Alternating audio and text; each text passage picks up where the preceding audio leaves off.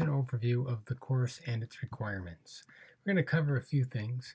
Start with just an opening pitch about why it matters, that we understand assessment, how it not just impacts your teaching, but also your daily life.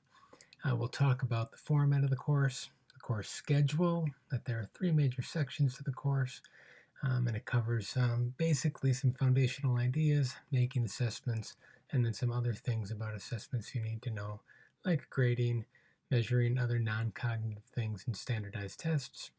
We'll look at some materials that you're going to be needing to gather to get started.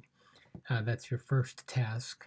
And we're going to talk about Cerigo, make sure that you understand how to get logged in, what it's all about, what your final goal is, and then a little preview of what you'll be doing next time. So, first of all, the pitch. Why assessment is important to you. Well, there are 3 major things. 1, cognitive biases. We all have a bunch of built-in mistakes that we make, that we all fall, victim to at one time or another.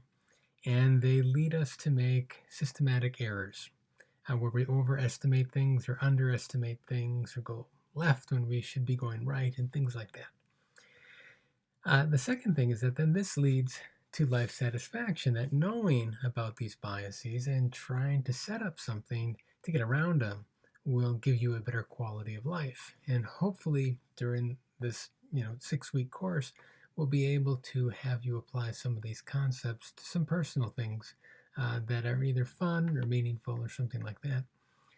Finally, when we talk about teaching and we talk about teaching success, making sure that you don't fall victim to some of the built-in biases will make you a better teacher, because you'll get better information about whether things are effective or not. And I can speak from experience. I'll share a story or 2 about mistakes that I've made in the past. But first, before we get to that, there's a little quiz. This is an assessment class, so we're going to start with a little quiz. And I'd like you to answer the next set of questions as best you can in 2 minutes. So I will leave it up briefly. I'd like you to pause it, because otherwise this video will get longer than it needs to be. And just time yourself for 2 minutes. All right, so ready, set, go. So pause it now and answer these questions.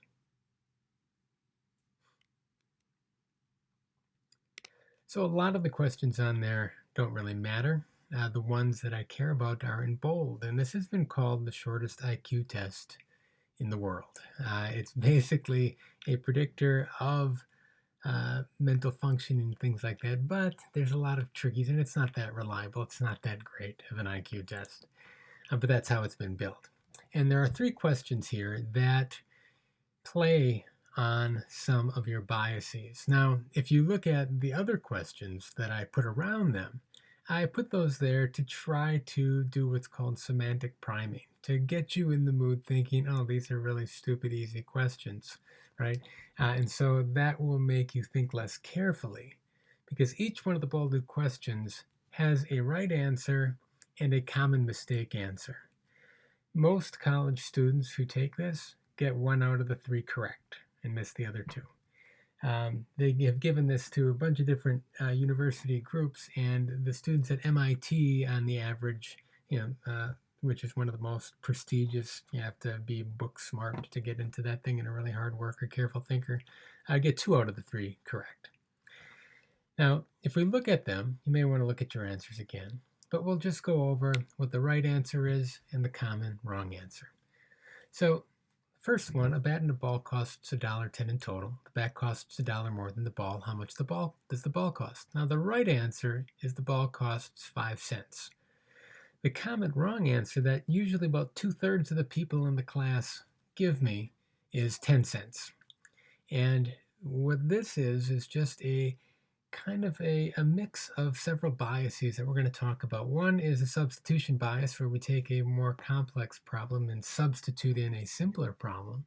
And then also a feeling of cognitive ease, that when we make a decision about whether we have a right or wrong answer, the question is, well, things pop into our head. How do we internally judge whether that's right or wrong? one of the things is that if it feels like it's right, we just think it's right and we don't investigate any further. We stop looking for different answers, right? Because otherwise we would just get involved in a problem and just keep going. So what happens here is that you have $1.10 and $1, and you see those two figures, and so you just split them out, $1.10. But of course, if the ball was 10 cents and the bat was $1 more, that would mean the bat is $1.10, equaling a total of $1.20. So the ball has to be 5 cents because $1.05 plus 5 cents gives you that $1.10. So in the second one, you have a lake, doubles each size, it's lily pads, right? And if it takes 48 days to cover the entire lake, how long would it take the patch to cover half the lake? Now the right answer is 47 days, right? Because it doubles every day. So on day 47, it would cover half the lake. On day 48, it would cover the whole lake. The common wrong answer, though, that again, 2/3 of the people in the class give me, typically when we do this, is 24 days. Because they think, oh, half of 48 is 24, and that just makes sense. It feels right. Same set of biases going again, and it leads people to make this systematic error. Finally, there's if it takes 5 machines 5 minutes to make 5 widgets, how long would it take 100 machines to make 100 widgets? The answer here is 5 minutes, but the common wrong answer that, again, 2/3 of the class gives me typically is 100 minutes. Because in the first set, of course, you have 5, 5, and 5. So it makes sense that the second set would be 100, 100, 100. Now, for the math educators in this class, you probably, in the math minors for elementary ed, maybe the business people, you probably did a little bit better than average. Maybe you got all 3 right? And you can feel pretty proud that you're above average. But if you got them wrong, don't worry about it, because it's just one of those things that if you're not used to these kinds of problems and looking for things, you're going to make that natural systematic error. And the same thing goes for a lot of our lives, right? We habitually pick the wrong romantic partners because we get fooled by some things that feel right rather than things that are right. We go for short-term goals rather than thinking about long-term goals because the short ones feel better in the moment, and so on. And in teaching, it's the same kind of thing too. We tend to overestimate some students' abilities and underestimate others because of how they look, how they talk, how they act, previous history, experience with them in other classes, and so on. And so we have to think about these. And so a few of the things that we talk about a lot are priming, where priming means that you kind of get mentally prepared for an environment. And certain parts of your brain get activated and other ones shut down. You become very sensitive to certain types of information. So like in a movie, when you hear creepy music, it's priming you for something bad to happen, and your body reacts, right? Just like when you're in a tense moment and all of a sudden you hear light music, well, now you know it's over. And so you start to relax. You're not thinking about doing it, it just happens. We've talked about cognitive ease. Another one is confirmation bias, and I'm sure many of you have heard of this. If not all. And this is just the idea that we look for evidence that supports our opinion that we already have rather than looking for the truth, or we filter all available information to support our position rather than call it into question, right? And this is one where, as a teacher, here's an example of how this affected me when I was first teaching. I was teaching a class on statistics. And it was, some people just got it, and a lot of people, though, struggled with it. And it was my first time teaching the class. And, I don't know how to, or I didn't know at the time how to figure out how everyone was doing all the time. And so I would be talking through some concepts, and, I'd be looking around the room at people to try to get some visual recognition of whether or not they got it. And there's this one guy, we call him Charlie. It wasn't his real name, but that's what I called him actually. And he would always be looking at me like, yeah, I totally get this. I am with you 100%. He's nodding, he's smiling, he's got a look of conviction in his face. And so I took that to mean that everybody understood it, right? And when it came time to actually give them homework or give them an exam, it turned out he didn't understand it at all, but I was fooled by his appearance, right? And it turned out that some people who looked like they weren't paying attention really got it. Probably didn't need to be in the class. Other ones that we'll talk about are the halo effect, where some people just kind of have a +1 about them for everything. They can't do any wrong. We'll talk about the substitution error a little bit more, the availability heuristic a little bit more, and some other ones are the conjunction fallacy, optimism, and planning fallacy. Most of these come from a guy named Daniel Kahneman, kind of been popular for the past few years. Highly recommend looking into some of his stuff. So know that these and many, many more are always existing in your head, and they're really powerful.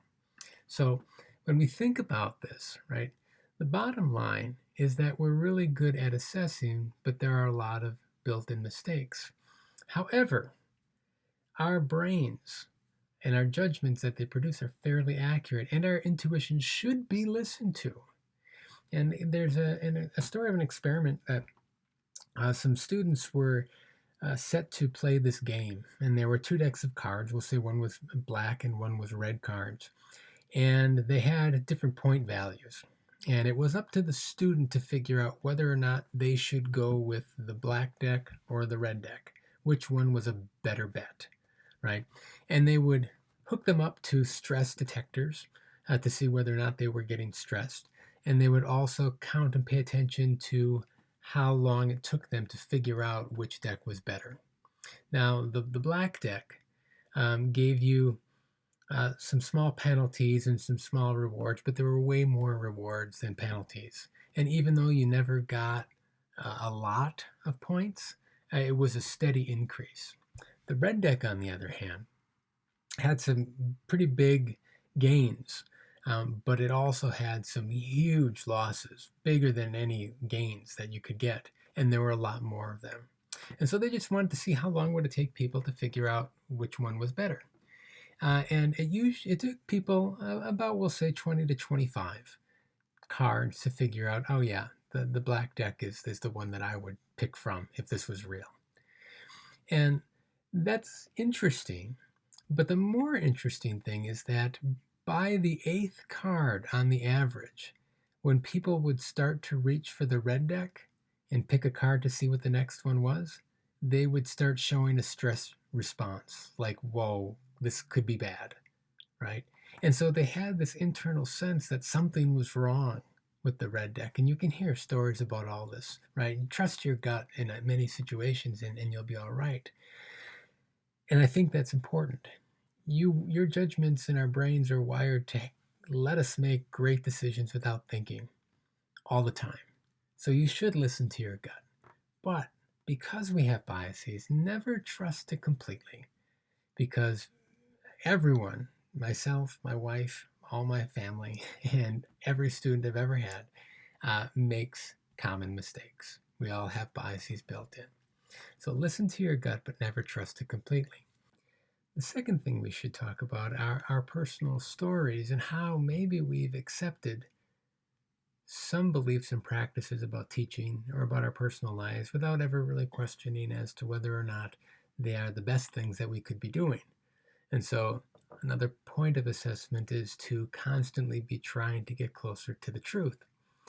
And when we think about why we want to teach the way we teach and what we think the point of school is and how we should interact with students and what reward systems are best for students and kids in general, right?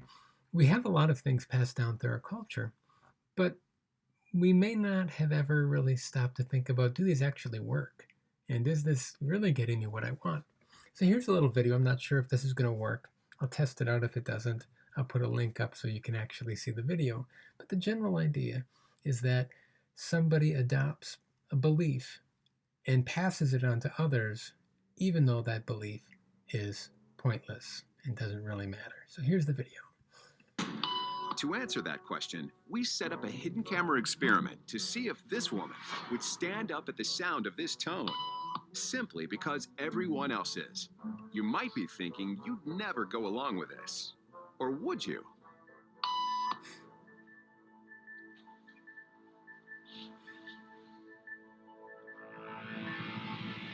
After just 3 beeps, and without knowing why she's doing it, this woman is now conforming perfectly to the group. But what happens if we take the group away? Elaine, please.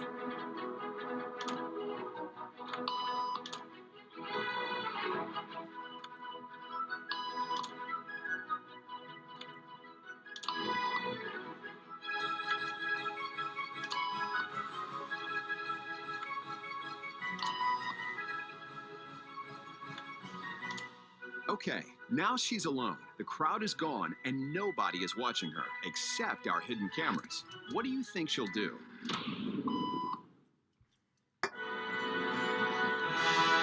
She's now conforming to the rules of the group without them even being there. Now, watch what happens when we introduce another outsider who doesn't know the rules. Have a seat, and they'll be out in just a couple minutes. Thanks so much.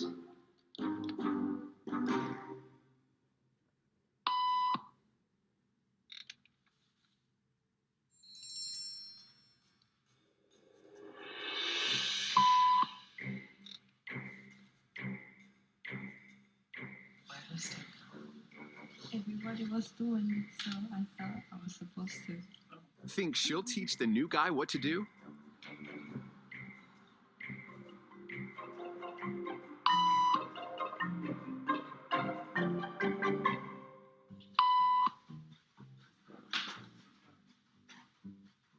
We kept the cameras rolling as more unsuspecting patients arrived.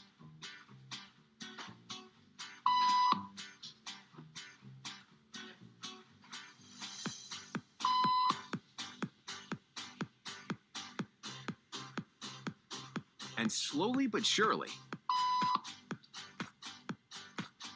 what began as a random rule for this woman has now become the social norm for everyone in this waiting room.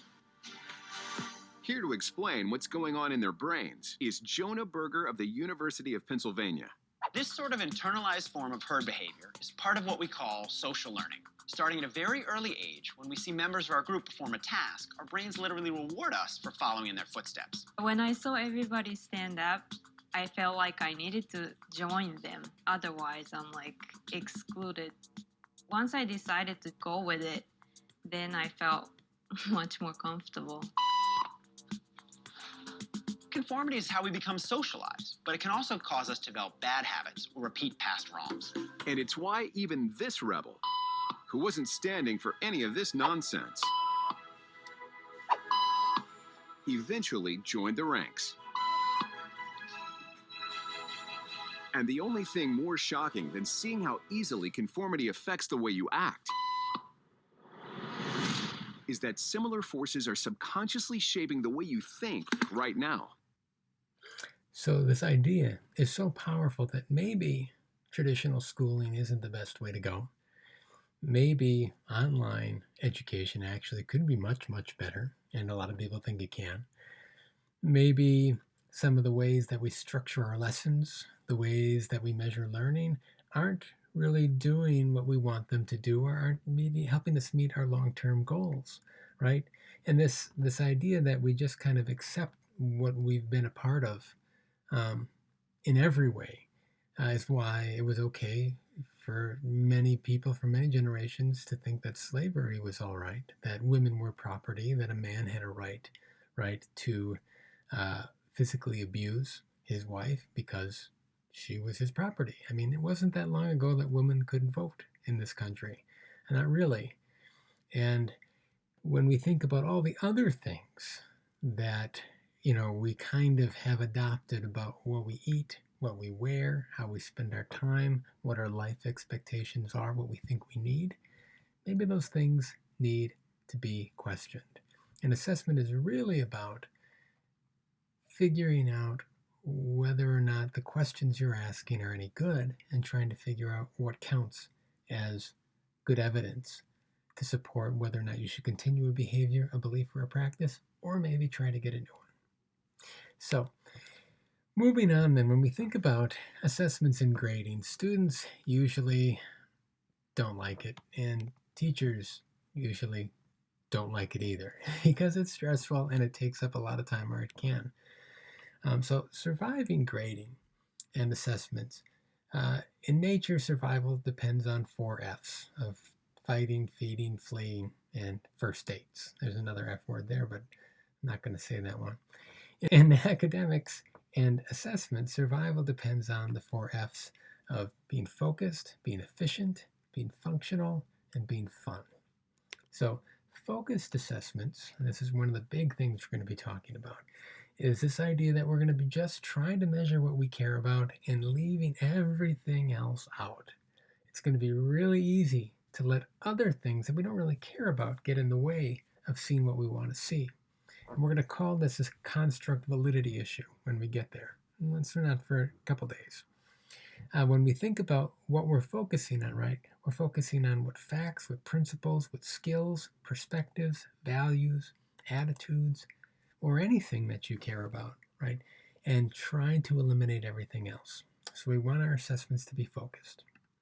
Secondly, we also want them to be functional, meaning that they're not just focused on what I want them to be focused on, but they're also giving me the information that I want.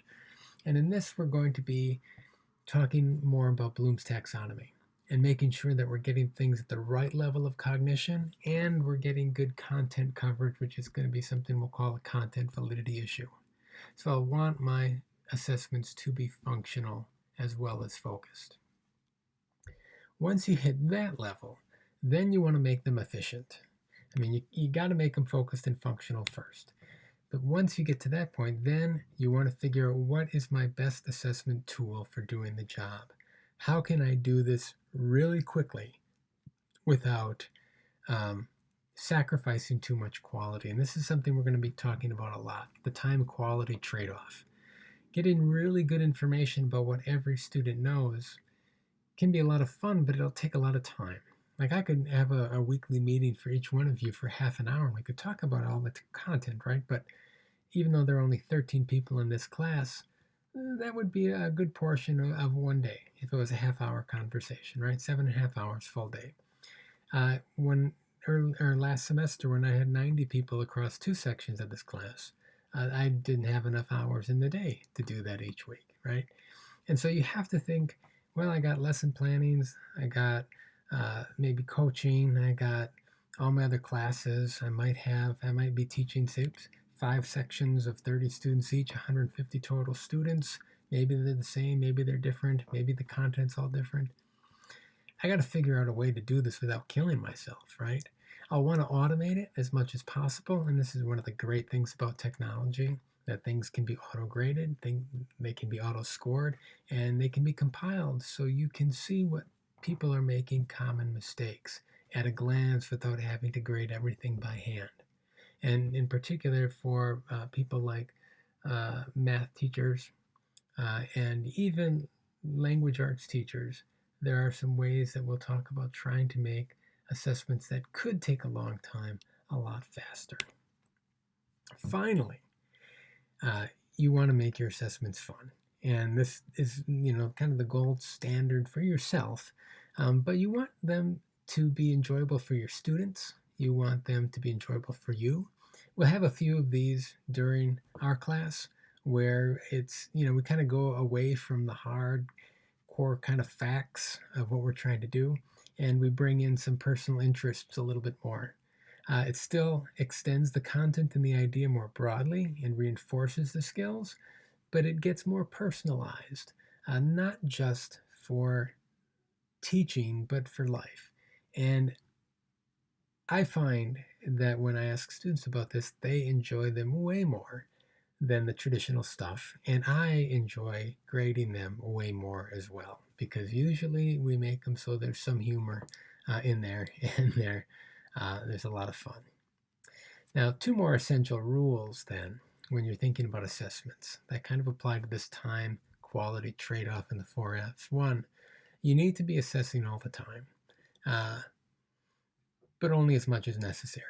For some areas, you need to be paying a little bit of attention, but sometimes you need to slow down and focus to try and figure out exactly what's going on. And the example that I give for this is that it's like when you're going on a road trip, right? And in particular, you are going, part of the road trip is places you've been before many times, and some, though, are new areas. When you're going on the freeway, right, you don't really have to pay that much attention. And I'm sure that, for those of you who have commuted to Whitewater in the past, half the time you don't remember the drive at all. You were an automatic pilot, but you were still monitoring, right? You didn't drive off the road. You didn't get a ticket. You didn't crash into anything, right? So you were assessing, but it was such an automatic process. It didn't take anything out of you. You could probably do some other things while you were doing that. However, if you're going to a new place or you're going through a particularly tricky, busy intersection, you stop talking to other people. You turn down the music. You pay close attention to make sure that your decisions are right. And this is what teaching is like. Most of the time, you'll have a good idea just automatically who gets it and who doesn't. But there are some times where you'll need to slow down and try to figure out exactly what's going on. Now, amidst all that, then, you want to try to have fun while you're doing it, right? And this is where that whole fun element comes in. One part is making it a light burden. The second part is trying to infuse some interesting personal touches into it. A couple more things that I want you to expect is that one of our biases is overconfidence.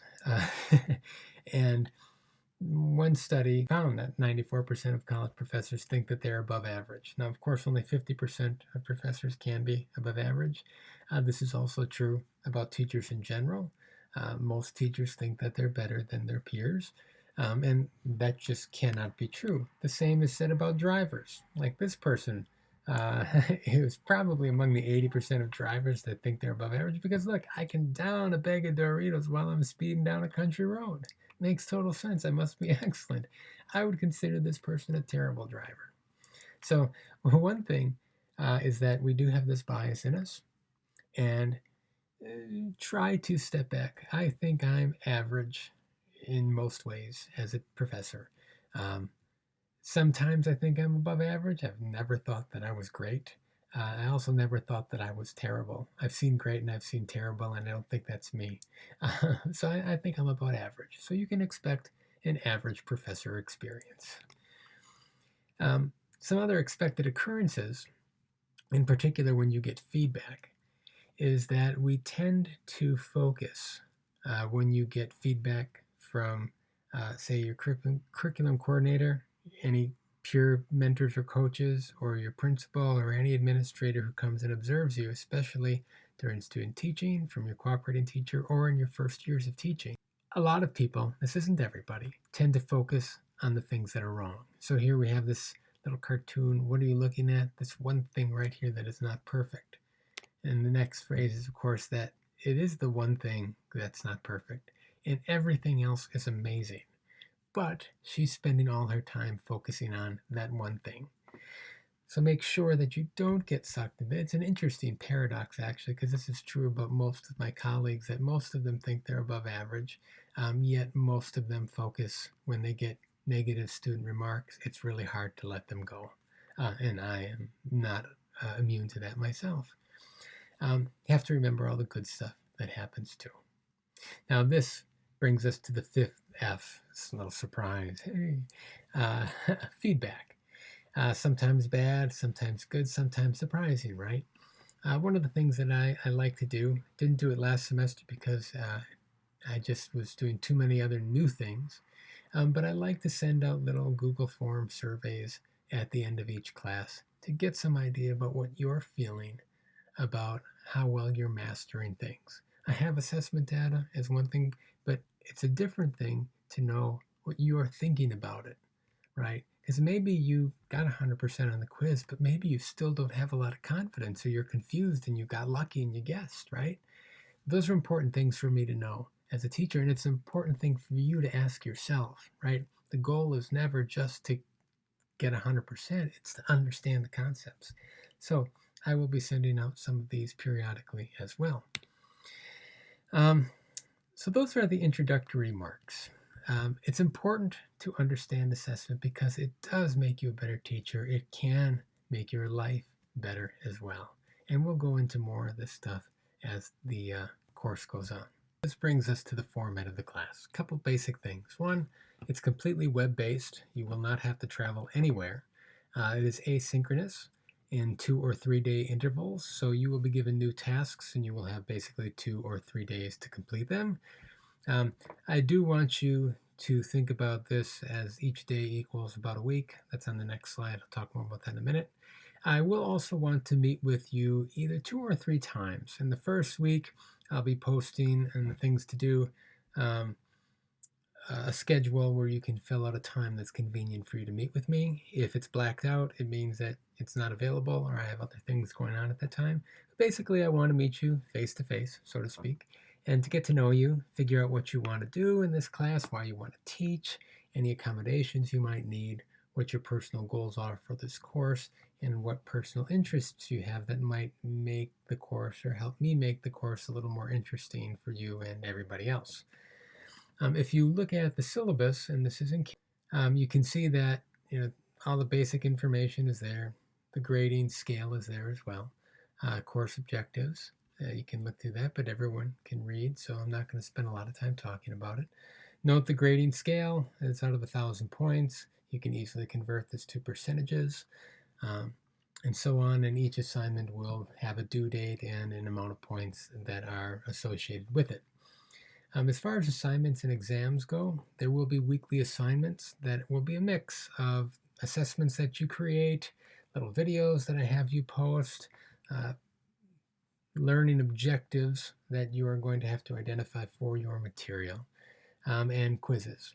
And there will be a good mix of all those things. As far as the quizzes go, there aren't any really exams in this course. I'm not going to do the whole midterm or first third of the class, second third of the class final exam. So there's not going to be any of that. There will be quizzes associated with each one of these areas. So when I'm thinking about the different content that we're going to cover, cognitive theory and Bloom's taxonomy are the first things we're going to go over, worth 15% of the overall 1,000 points. Alignment is another 50%, or 50 points, sorry. Validity, reliability, and bias. These are all the foundational things that we're going to be doing. And each one of these will have assessments and a quiz that goes along with it to make sure that you can do it. However, I'm going to move away from a midterm because that is really only effective when we are working in a come to class manner. The main benefit of having assessments that happen a while after you have learned something is to see whether or not you have retained it. And because this is all done at home, you're not going to sit down and have 50 minutes or an hour and a half to do a test. It doesn't really pay to do it that way. So I'm moving away from that. We'll see how it goes. When we go through this, each of these topics is building up until we get to this whole area here, up until we get to creating performance-based assessments. They also impact this here, but all these really build towards the creation of assessments. And it'll be really important for you to do some self-assessing on whether or not you understand this stuff, regardless of what you get on the quizzes or assignments. The assignments will have a lot of kind of building steps that we're going to do something once, then we'll do it again, then we'll do it a third time. And the main thing that matters is that you get it eventually. If you get it on the first time and show that you can do it again on the second time, you probably won't need to do the third one because you get it, right? If I add a new element, well, then I'll just ask you to focus on that. And we'll work through that as we walk through the assignments. If you're interested in the daily schedules, I have things down here by each day and a list of tasks that you need to do. This took a lot longer for me to put together than I thought, and it may change. However, the first 3 are pretty much set. These are the things we're going to do. So if you want to start working ahead, if you can, or in the places that you can, feel free to do so. At the end of the syllabus are all the university policies about Center for Students with Disabilities, safe learning environments, diversity, and multicultural competence. If you have any questions about any of this stuff, please let me know, and I will get back to you ASAP. Okay. Now, the next thing you're going to need to do is get some materials to work with. And this is one of the first things if we look at the syllabus again. focus in right here, gather your project materials and create your first assessment. What I will be wanting you to do is find 3 to 5 consecutive lessons or instructional hours so that each lesson builds on the previous lesson or lessons. So if you pick 3, lesson 3 comes out of lesson 2 and out of lesson 1, right? And so there's this natural progression. There should also be a way to integrate all those lessons in some way that is more than just the sum of its parts. In mathematics, this sometimes can be challenging because mathematics is so kind of strict in how it builds knowledge, and that's okay, but we'll work with trying to get it to fit these project requirements in a different way. But I'll talk to the math people as needed. We're going to be doing this to get some practice at making assessments, setting our objectives, and thinking about those efficiency, focus, fun elements, right? And when you think about how much time you're going to be spending with this, I want you to pick a content area and topic that you like a lot. Because of all the time you're going to be spending with it, I don't want you to pick something that either you don't understand or you don't really care about, because it'll just make it less enjoyable. It'll be much more like pulling teeth. So for the people who are in secondary education, you have your content area already set, but pick something that you know well, because I will require you to know this very well. It's essential that you know it very well. And if you pick something brand new, you would learn a lot, but it will take a lot more time. And because this is kind of a shortened class, right, you might not have that time, and I'm sure you are all working and have other things going on in your lives. So pick something you like and that you're familiar with. You do need to base your lesson off of a textbook or concrete materials, and you need to share those with me. So in this case, secondary folks, you probably have some access to some textbooks, or you could find something online. Business ed people, you probably have the same. You've probably taught some stuff. Pick something that you can, and I'll just want you to take pictures, low resolution, so it doesn't bog down Canvas, and upload those so I can see what you're looking at.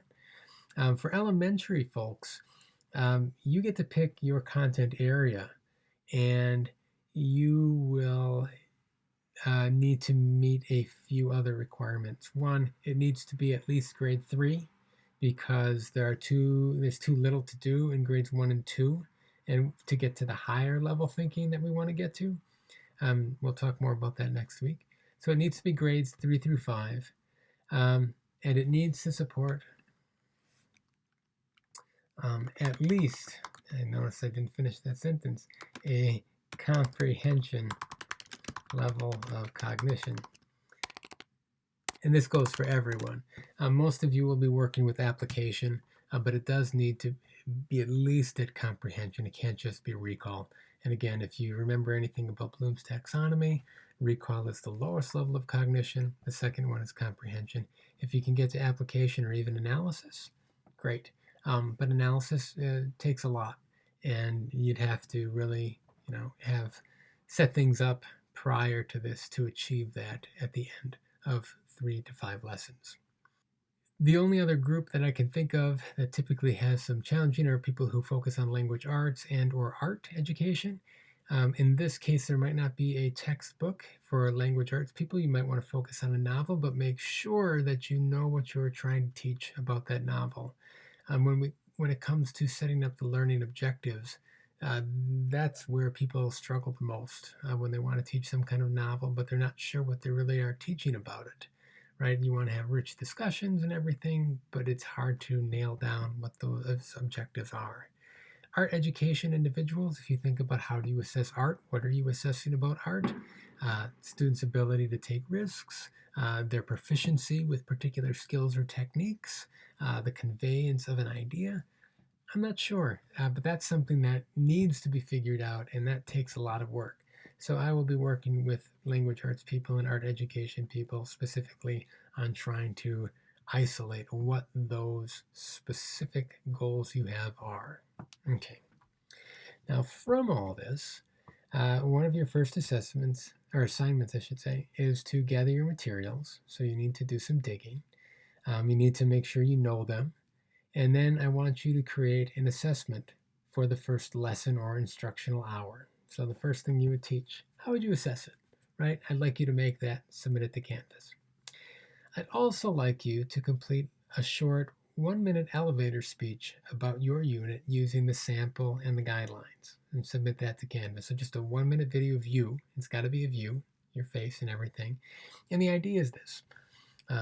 I do want you to be able, and this is something you should assess about yourself, to always have a message about what you're teaching, to understand why it matters, why it's important, why people might find it or should find it interesting.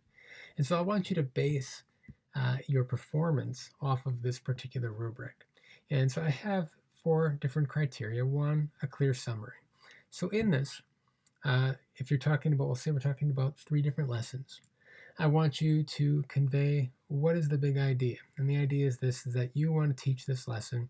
Somebody from the school board is in the elevator with you. You have 1 minute to pitch them why this is so interesting. And say it's for a promotion or something like that. I don't know, something that matters to you.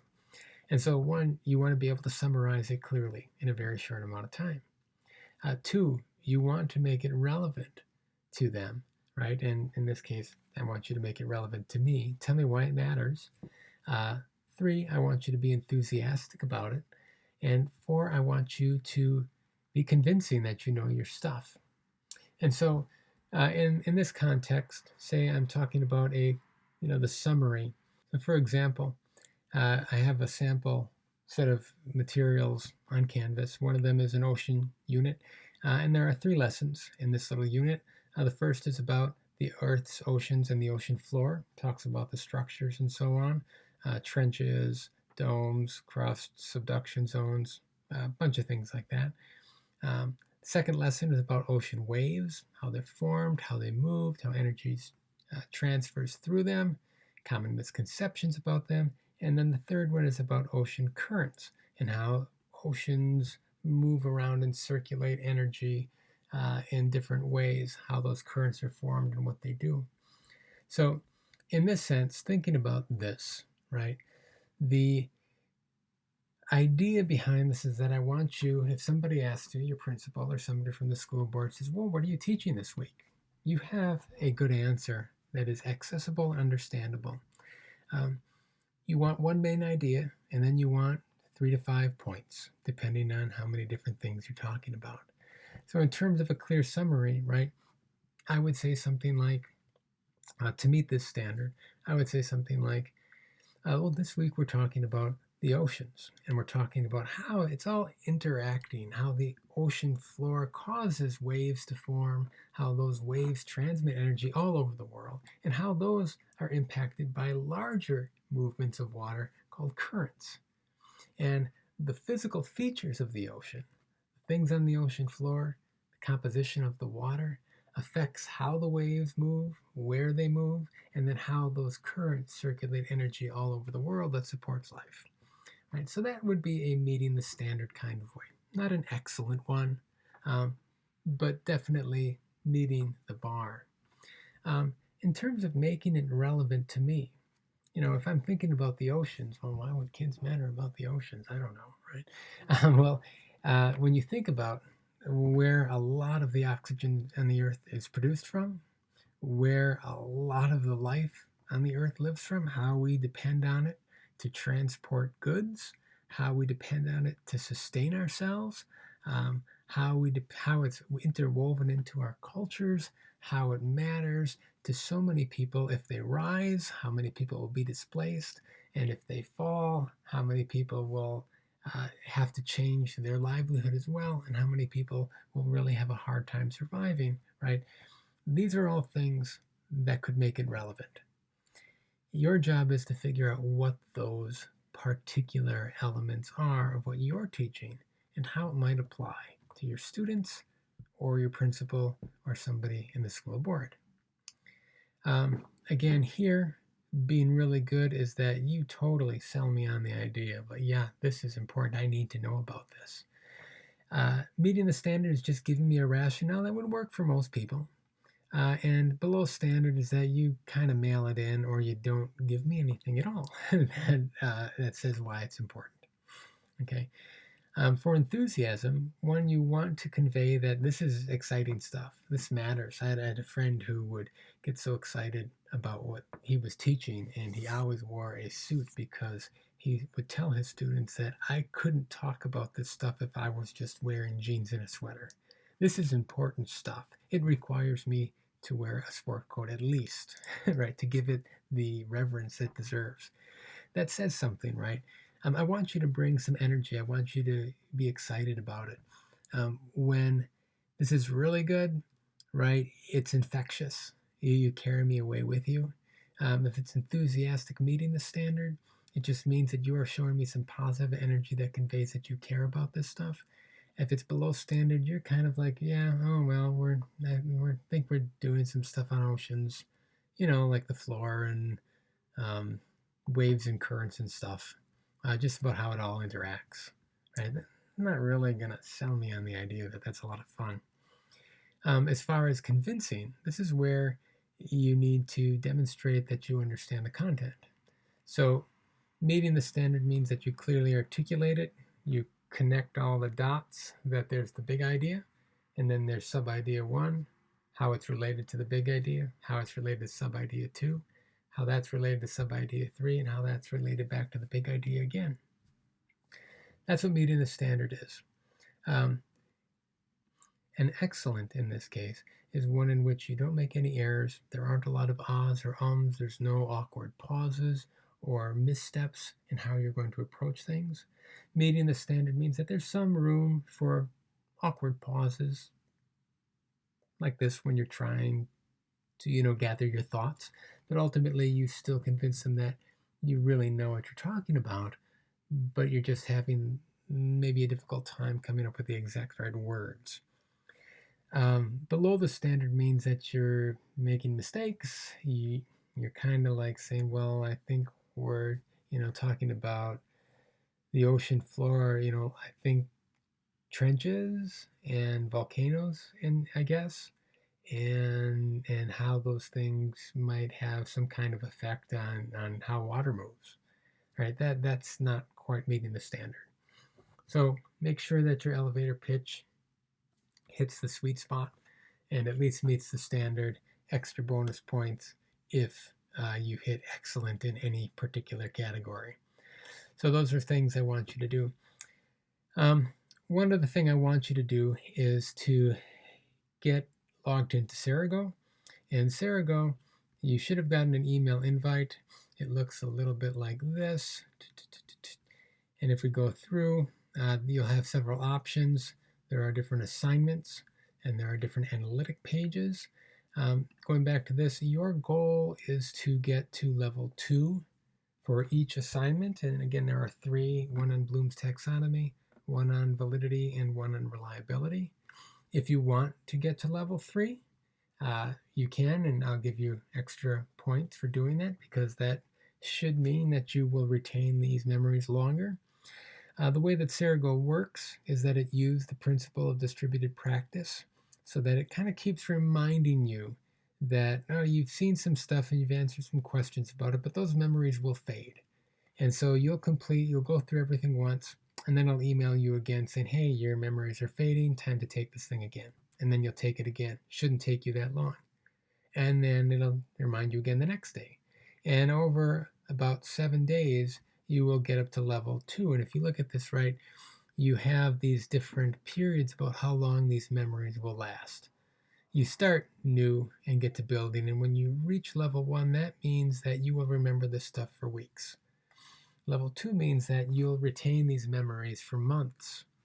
3 is that months or years, 4 years. If you get to 5, that means you will just never forget this stuff. It will be in there forever. Hopefully the other content will get you to mastery. I am just requiring for Cerigo for you to get to level 2. If you look at the assignments, right, there's ones on Bloom's taxonomy, validity, and reliability. If you click on one of them, let me show what this means. You can preview what this thing looks like, or you can just start learning or kind of walking through it. And it really just covers the basic ideas of the content that I'm looking at. It does take a while to load sometimes, so don't worry about that. But as you go through, there'll be a button on the bottom. I can't quite show it to you, but you'll see it where you hit the next button, and there'll be different slides that take you through. And after a certain number of slides, it gives you a question, and then you have to answer it.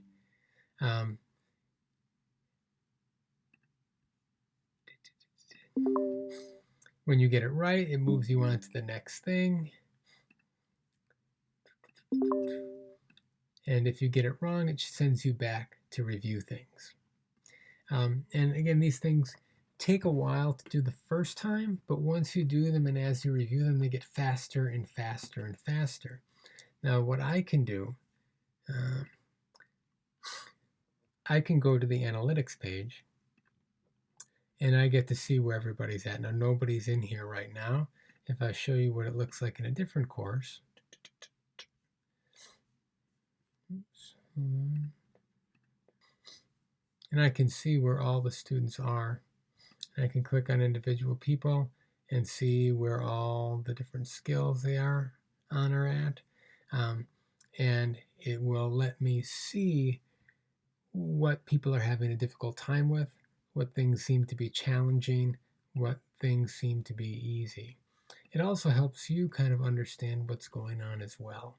So it's people have really liked it in the past. They'll be interested in your feedback on there. It will take you a couple weeks to get to level 2 in each one. So usually it's, I think, about 6 to 9 days, depending on how you do. And then you get to level 2. Again, if you want extra bonus points, you can keep going to level 3. As far as the preview goes, I showed you a little bit of Sarago. I want you to work through that. That's what's coming up on the next day. I also want you to look at this video of Bloom's taxonomy. This will also be posted and updated in the syllabus. And then there will also be a quiz to complete on Canvas as well. I'll be sending feedback out on the first day stuff, but that's what's coming up. If you have any questions, let me know, and I look forward to meeting you this next week. All right, have a great night.